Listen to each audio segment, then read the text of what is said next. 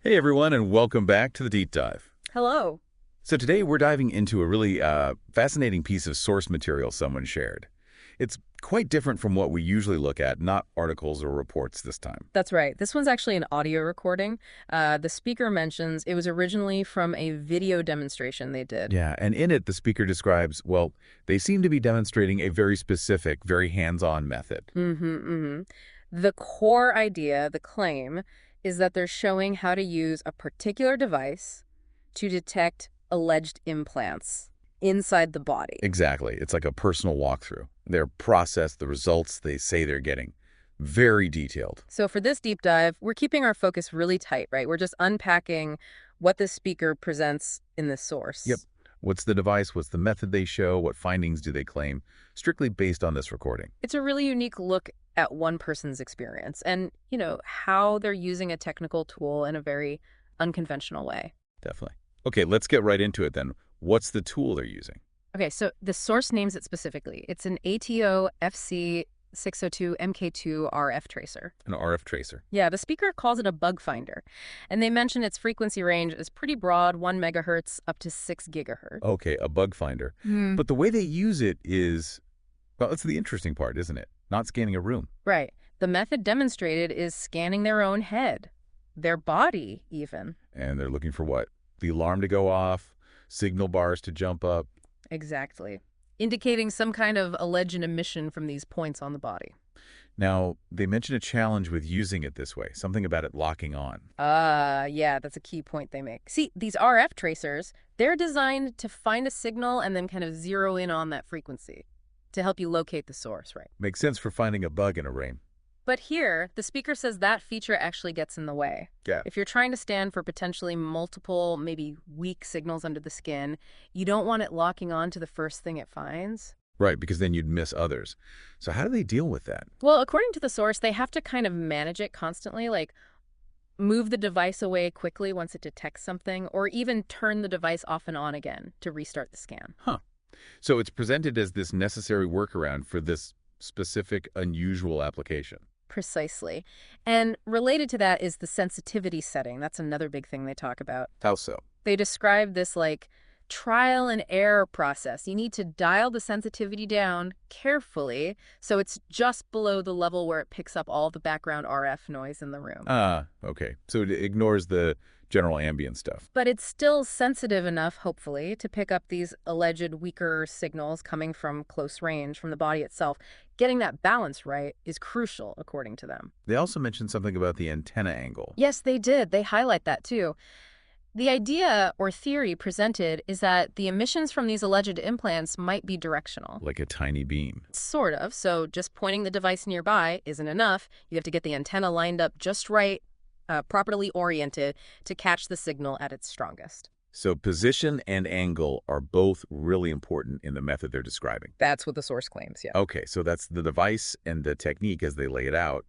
What about the findings? What do they actually claim this method detects?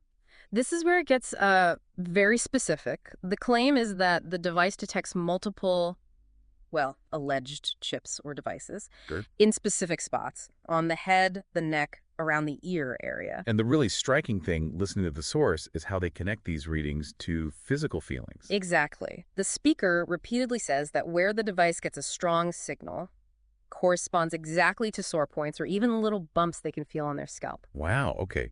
So that connection, the tech reading matching a physical symptom, that's a central claim here. Absolutely. And they talk about repeatability, scanning, a couple of dozen times to confirm these spots. They emphasize that the signals reappear in the exact same places. Did they mention differences in signal strength? They did, yeah. They report finding signals of like varying intensity. There's mention of a weak alleged chip on the side of the head, Okay. but then they describe a big one, maybe even massive, at the back of the head. That one apparently showed 2 or 3 bars of intensity on the device. 2 or 3 bars, okay. And they also reference, I think it was someone else's experience, but related an extremely strong alleged chip in an ear that made the device, quote, go nuts. So the intensity seems to vary quite a bit, according to the source. Interesting. They also had a theory about symmetry, didn't they? Yes, the source suggests these things are typically found symmetrically. Same spot on both sides of the head. But not always active on both sides. Apparently not. They note that sometimes only one side might actually be emitting a signal that the device can pick up at any given time. Which kind of leads to another point they made, Yeah, that these things might not always be on. right. The speaker suggests that if you scan a known spot and don't get anything immediately, you shouldn't just give up. You need to wait. Yeah, wait for minutes, they say. Maybe 2 minutes. The idea is the alleged device might need to power up or start transmitting. So the whole detection process, according to this source, it involves patience, repeated checks, because the alleged implants might only be active intermittently. That's the picture painted, yes. Okay, so moving on from just detection, Mm. what does the source say about the nature of these alleged implants? What are they supposed to be doing physically? Well, they connect it back to those sore points we mentioned. Right.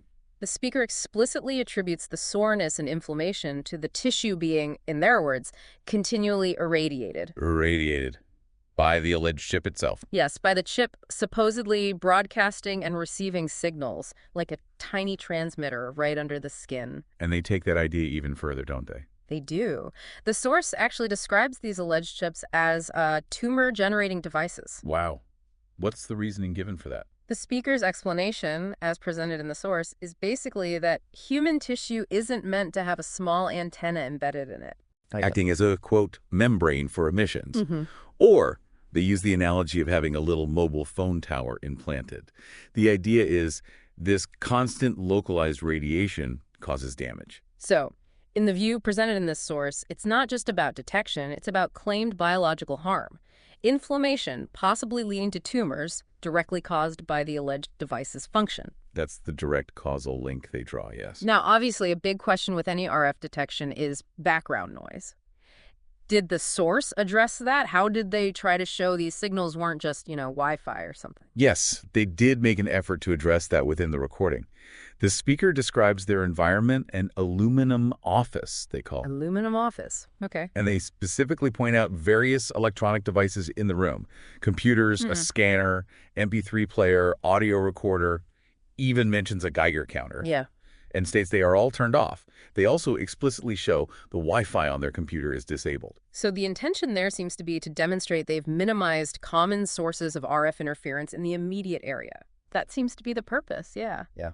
And they also have a method described for showing the signals are really localized to the body spots. How do they demonstrate that? By moving the detector just slightly away from a spot where they got a reading, they show the signal disappears. Oh, okay. And then it comes back only when the detector is placed precisely over that same spot again.